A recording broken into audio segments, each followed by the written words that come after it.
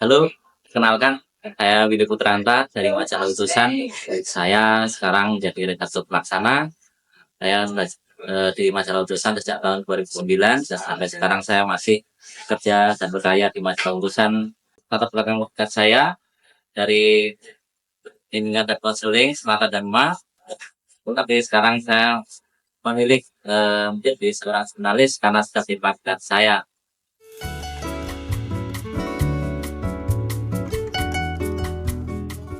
Eh, Selain di Utusan, saya juga berkarya sebagai editor lepas. Eh, Kemudian saya juga sedikit menulis untuk karya pribadi saya, dan saya juga pernah menerbitkan buku, kemudian juga melayani banyak orang untuk membuat buku juga.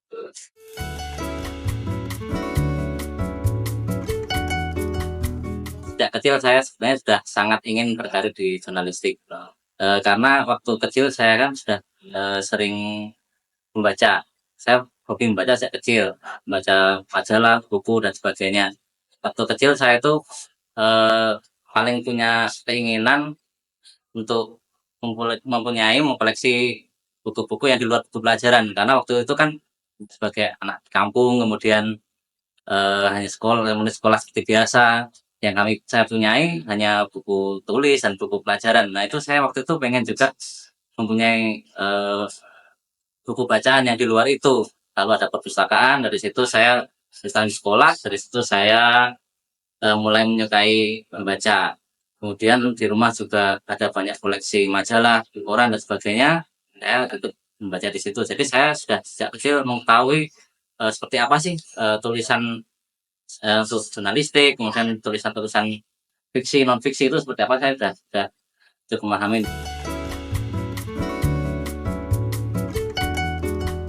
Waktu itu, waktu saya kelas 5 itu ada tabloid fantasi. Itu yang mulai saya eh, punya keinginan untuk jadi jurnalis, karena di tabloid fantasi itu ada rubrik berita yang atau apa ya, ada wartawan cilik di situ. Waktu itu wartawan cilik yang waktu itu yang diwawancari para menteri. Saya pikir hebat sekali mereka, ini masih kecil, masih SD, masih pakai seragam SD itu, mereka wawancarai para menteri waktu itu. Kemudian setelah perkembangannya mereka wawancara artis gitu. Mereka gantian, anak-anak kecil ini, anak SD. Saya sebagai anak SD waktu itu kelas 5, saya juga pengen kayak gitu. Tapi kan saya ada di desa ya, desa gitu. Kayaknya akses ke situ kan sulit juga, apalagi tabloid ini ada di Jakarta. Jadi saya pendam keinginan itu, kemudian masuk SMP, saya mencoba ikut mading gitu kan, mau mading, tapi emang nggak jalan juga karena saya hanya berdua sama temen gitu tanpa bimbingan dari guru. Gurunya waktu itu nggak tahu kenapa kurang begitu mendampingi kami. Tapi ada satu guru lain berbahasa Indonesia waktu itu yang jadi inspirasi saya. Dia seorang penulis, banyak sekali karyanya waktu itu. Lalu saya belajar dari dia. Pak, gimana sih jadi penulis itu? Dia lalu cerita macam-macam. Saya aja dari apa yang saya pikirkan, saya tuliskan. Tidak hanya mengajar di sekolah gitu. Ya itu jadi inspirasi saya guru SMP saya itu. Nah dari situ saya juga ingin jadi penulis buku gitu kan. Nah dari itu lalu ke SMA. SMA itu juga ada buletin sekolah yang terbit hanya satu semester satu kali, jadi setahun 2 kali. Itu juga jadi penyemangat saya untuk ingin ikut bergabung situ. Tapi memang ada hambatannya. Hambatannya waktu itu kayaknya yang masuk ke situ tuh hanya anak-anak tertentu gitu lah, anak-anak yang biasanya kayak seleb-seleb sekolah gitu lah. Misalnya kayak gitu. Nah, itu tuh saya coba masuk, memang terima, tapi tugasnya kok nggak jurnalistik, masuk bikin kerajinan ini apa gitu loh. Dan akhirnya hanya pertemuan satu kali saya mundur. Baru masuk ke kampus kan, di sana Dharma itu saya ikut Natas. Di situ saya betul-betul belajar jurnalistiknya, ikut diklat dan sebagainya, diklat jurnalistik yang diadakan Natas sendiri, yang mengundang wartawan-wartawan dari KR, dan saya ingat saya dari Kedaulatan Rakyat waktu itu. Lalu dari situ juga ada kerjasama dengan Kompas, juga menghadirkan eh, jurnalis Kompas juga yang lain itu untuk semacam seminar jurnalistik dengan Kompas. Waktu itu saya ikut jadi panitia juga. Nah makin di situ makin berkembang. Memang waktu itu saya posisinya lebih ke apa ya, setelah setelah itu jadi wartawan yang turun ke lapangan istilahnya waktu itu di kampus itu di, malah dimasukkan ke litbang gitu.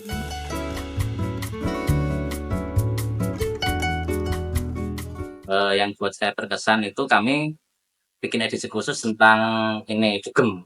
Waktu itu kan lagi rame-rame dugem tuh.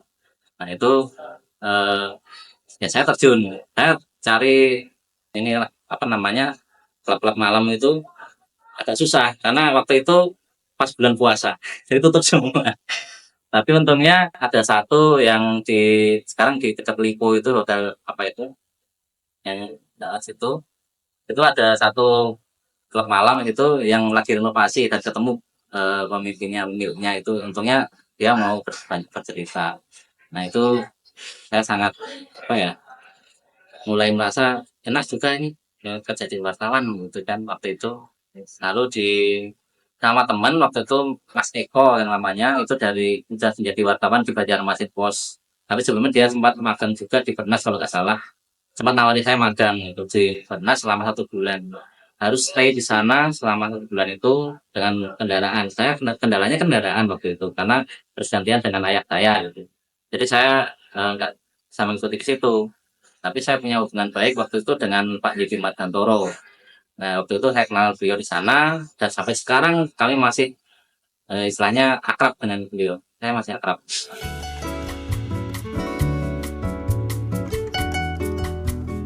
Nah, atas itu saya banyak belajar statistik dan dosen-dosen saya lebih mengenal saya sebagai ini wartawan gitu ketimbang calon guru BK waktu itu gitu kan. Nah, itu terus eh, waktu mau lulus pun saya dapat tawaran di koran Berani terbitan Kompas waktu itu. Tapi waktu itu saya nggak berani mengambil ini karena gini waktu itu kan Kompas memang besar ya waktu itu Kompas itu besar punya jaringan-jaringan majalah dan eh, produknya kita kenal luas gitu. Cuma saya nggak berani gitu. Waktu itu saya mikir saya merasa kurang cocok eh, apa namanya terjun di bidang anak-anak. Padahal waktu itu kan saya mulai suka menjadi wartawan kan dari majalah anak-anak, tabloid anak-anak. Tapi saya merasa saya kok nggak merasa ini ya bisa gitu. Waktu itu saya dimintain tolong karena kru di sana perempuan semua gitu kan di Jakarta itu.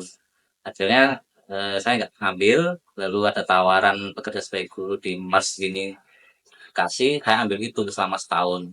Nah dari situ saya hanya setahun saja merasa kurang cocok juga jadi guru gitu kan saya kurang cocok kemudian saya balik ke Jogja ada tawaran Kanisius saya kasih masukan lamaran tapi ternyata dipanggil ke majalah utusan nah situ saya betul-betul mulai terjun di utusan dan sampai sekarang saya merasa enjoy di situ.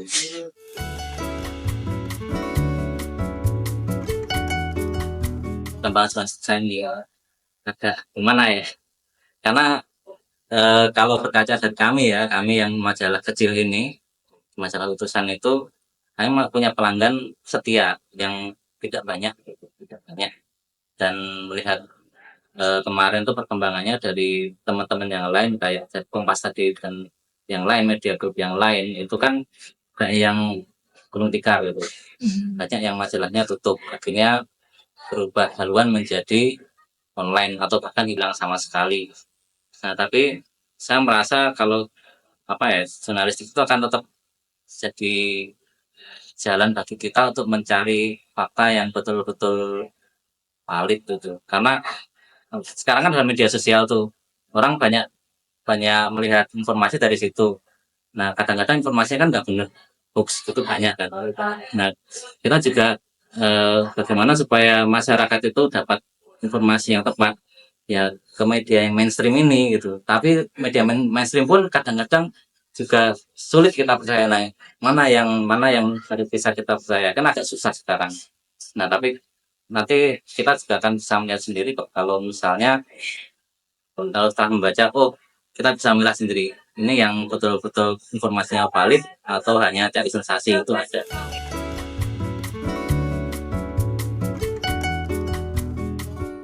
Ya selain menjadi jurnalis saya juga menulis buku tapi memang nggak banyak Ini buku pertama saya, novel Teen Lead. Ya, mungkin kalau kalian mungkin waktu SMA kayak kayak gini. Ini waktu itu udah lama. Ini saya tulis waktu saya masih skripsi, sambil skripsi saya nulis ini. Jadi tahun 2007 ini terbitnya. Lalu ini novel kedua saya. Ini 2019. Memang jaraknya panjang. Saya memang istilahnya kalau soal menulis buku ini memang apa ya, saya kayak kurang produktif karena saya juga melayani orang lain untuk menerbitkan buku seperti ini. Ini dari salah satu mantan guru atau pensiunan guru dari SMA Stero yang dia sangat sering saya bantu untuk menerbitkan bukunya secara indie, buku pertamanya beliau waktu itu. Jadi saya sudah banyak membantu dia untuk menulis menulis kemudian juga menerbitkan bukunya. Jadi memang eh, saya juga menjadi editor lepas di beberapa penerbit itu. Jadi kalau misalnya ada yang ingin bukunya diterbitkan, saya bisa bantu gitu. Jadi tidak tidak hanya mendampingi penulisan saja atau tapi saya sudah sampai menerbitkan sampai tuntas. Kemudian ini yang saya terbitkan setelah indie jurnalis junior. Ini hasil dari pengalaman saya menjadi seorang jurnalis. Saya ceritakan di sini sejak tadi seperti saya ceritakan sejak saya SD itu, keinginan saya seperti itu saya ceritakan di sini sampai kemudian saya menjadi redaktur pelaksana di majalah Utusan juga saya ceritakan di sini. Ada banyak cerita tentang kegiatan jurnalis saya. Tapi di sini saya mau mencoba memberikan panduan bagi teman-teman muda terutama yang masih SMA, kuliah awal itu untuk menjadi jurnalis ada di sini. Memang mungkin kurang lengkap, tapi saya rasa ini sudah cukup cukup membantu. Jadi kalau misalnya teman-teman menghadapi begini bisa mengunduh di Google Play.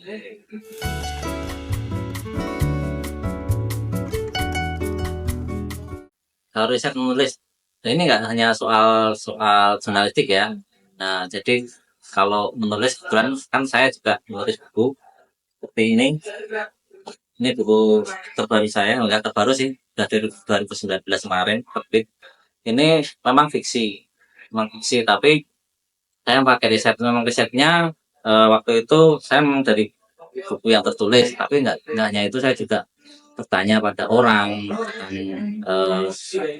tentang situasi atau latar belakang yang ingin saya ketahui untuk menjadi setting buku ini. Kemudian juga terutama di internet itu juga saya sangat terbantu karena dengan cara itu saya nggak perlu datang ke tempatnya, tapi saya bisa mengetahui situasinya gitu.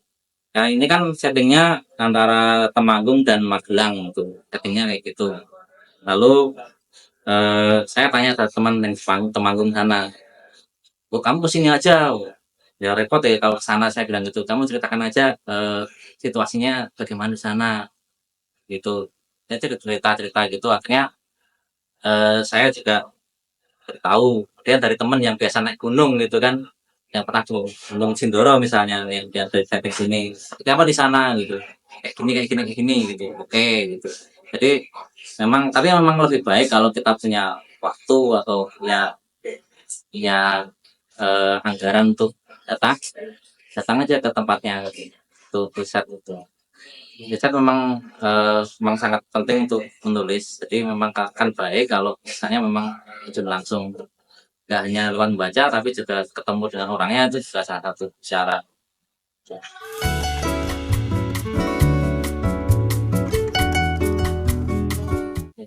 Menghadapi kritik atau komplain ya misalnya tentang tulisan yang kita muat atau apa, ya pernah sih, pernah. Jadi suatu kali saya dapat eh, naskah gitu kan, dapat naskah memang itu, ini dari dari promo itu pernah khotbah kayak gini gitu kan, coba diminta naskahnya itu ditulis gitu kan. Saya minta kepada yang bersangkutan ditulis tulis tulis gitu kan sama dia, terus kirimkan saya muat lah itu. Karena waktu itu tahun 2009 2010 kan, apa namanya, medsos belum begitu ini ya, belum begitu banyak berkembang itu. Jadi saya nggak tahu kalau itu ternyata tulisan viral, tulisan viral yang sudah pernah di mana-mana lah, tersebar di mana-mana, entah lewat Kalau sekarang kan udah WA grup gitu ya. Kalau dulu itu mungkin lewat SMS SMS itu kan. Nah, ternyata saya dapat komplain itu cerita ini bukan orisinal dari si promo itu gitu. Terus bagaimana ini? Terus saya ini bilang terima kasih masukannya. Dan sejak itu saya hati-hati. Jadi setiap kali menerima naskah, saya selalu pastikan kira-kira ini enggak apa namanya eh plagiat enggak gitu kan. Nah sekarang enaknya untuk mencari plagiat tuh gampang, ada alatnya gitu kan, ada situs yang khusus untuk mencari ini apa originalitas naskah gitu. Nah itu juga salah satu yang dulu sempat kaget juga kami.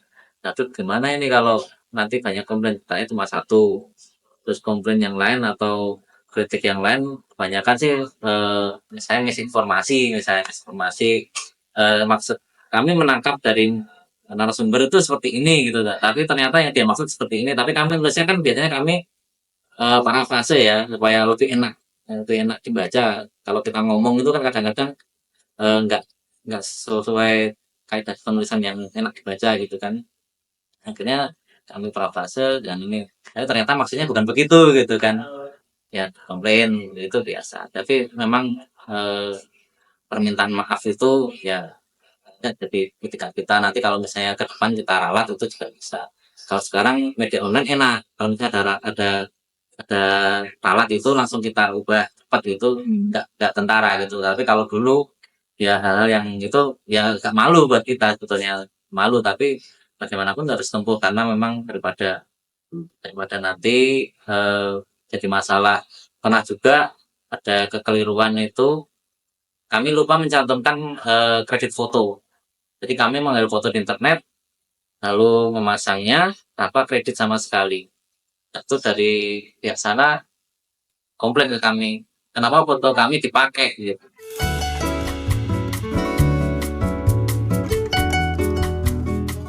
Lalu dari foto yang tanpa kredit foto tadi, akhirnya kami ini ada solusinya.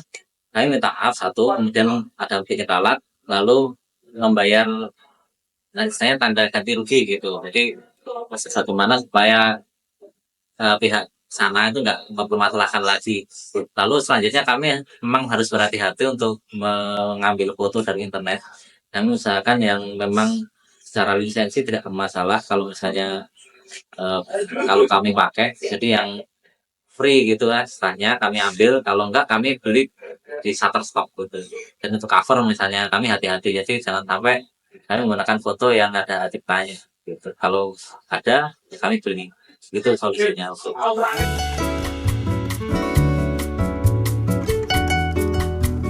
kan atau model. Kalau saran saya banyak ya banyak berlatih, karena dari dari berlatih itu kan kita akan makin mumpuni.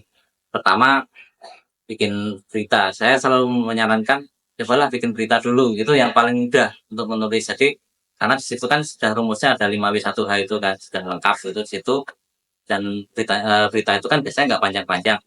Nah kalau kita sudah terbiasa menulis berita, menulis apapun itu saya rasa akan mudah, karena di situ kita akan mencoba menuliskan hal-hal yang pada pokoknya, pada intinya gitu. Dan di situ juga apa namanya penulisan kalimat langsung dan kalimat dan langsung kan sudah ada di situ. Jadi kita sudah terlatih untuk menggunakan dua teknik itu kan. Lalu ketemu dengan orang itu juga cara modal kita untuk menjadi jurnalis. Kemudian juga kalau kalau kalian punya blog misalnya, itu manfaatkan, ataupun punya media sosial. Kalau misalnya dengan media sosial kalian, entah itu wujudnya foto, kemudian seperti Instagram itu kan ada captionnya. Usahakan captionnya itu eh, penulisannya yang bagus gitu, sesuai kaidah gitu kan. Jadi itu jadi cara untuk melatih kita menulis yang bagus. Dan foto itu juga kita usahakan bagaimana foto yang menarik itu seperti apa, di Pinterest itu seperti apa, kemudian secara angle dan sebagainya gitu sudah kita coba. Nah dengan cara seperti itu saya kira juga akan menjadi cara kita latihan untuk mengasah diri untuk menjadi jurnalis. Itu juga modal yang sangat sangat murah menurut saya, karena kita semua kan udah punya smartphone masing-masing gitu. Jadi saya rasa tinggal kita ini saja apa namanya, tinggal kita perkuat saja kemampuan kita. Lalu kalau video seperti Reels atau TikTok atau YouTube itu kan juga salah satu bagian dari media juga yang bisa kita pakai sebagai tempat kita untuk mengunggah karya kita, terutama yang jurnalistik. Nah, seperti kalau misalnya teman-teman bikin video, kemudian video dokumenter, apa, coba usahakan itu seperti video-video tayangan berita, gitu. Coba aja, itu saya rasa itu cara berlatih yang baik. Jadi, memang kalau sudah punya itu, misalnya entah dari media sosial kalian masing-masing, kalau nanti kalian saya terjun ke dunia jurnalistik yang profesional misalnya, entah ke TV, entah ke media cetak, tertulis atau media online, tinggal tunjukkan ini loh portofolio saya selama ini gitu tuh, saya rasa akan jadi nilai plus buat buat kalian kalau ingin masuk menjadi seorang jurnalis. Karena sekarang lebih mudah. Kalau dulu harus bisa membuktikan misalnya bikin contoh tulisan dulu gitu kan. Kalau sekarang kan tinggal ini loh saya sudah mulai dari awal dengan medsos saya sendiri seperti itu.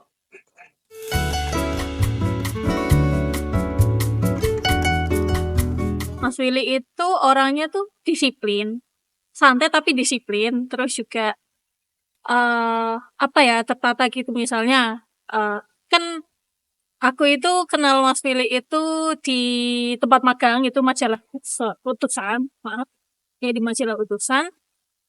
Dan kalau aku melihat beliau tuh, beliau orangnya yang terorganisir, tertata juga. Misalnya nih kayak ada pembagian, ini ada info liputan di sini sini sini sini. Nah, ini siapa siapa siapa gitu. Itu pertama. Kedua tuh ya itu, beliau orangnya disiplin. Jadi kita kayak mengingatkan beliau mengingatkan kami buat jangan lupa ada magang di sini gitu. Misalnya kayak itu. Lalu yang ketiga itu beliau orangnya perhatian. Contohnya kayak misalnya waktu pulang magang itu pernah habis liputan di Kolsani itu beliau nanyain, "Gimana udah sampai rumah belum? Terus kehujanan nggak?" Gitu-gitu. Ya, kurang lebih mengenal beliau yang seperti itu.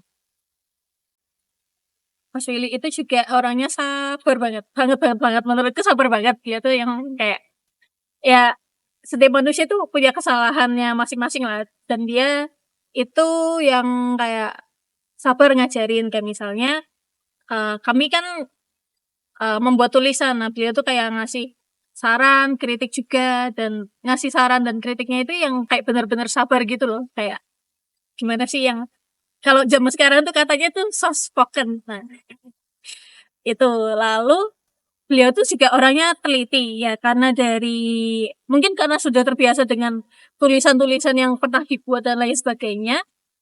Jadinya teliti dengan hal-hal kecil misalnya kalau tulisan itu kan ada tanda baca ya, titik koma dan lain sebagainya. Itu. Terus beliau juga orangnya nggak pelit ilmu yang dimana ya itu yang udah dibilang kami menulis suatu tulisan lalu beliau membagikan kritik dan sarannya dan juga membagikan pengalaman ya kurang lebih seperti itu.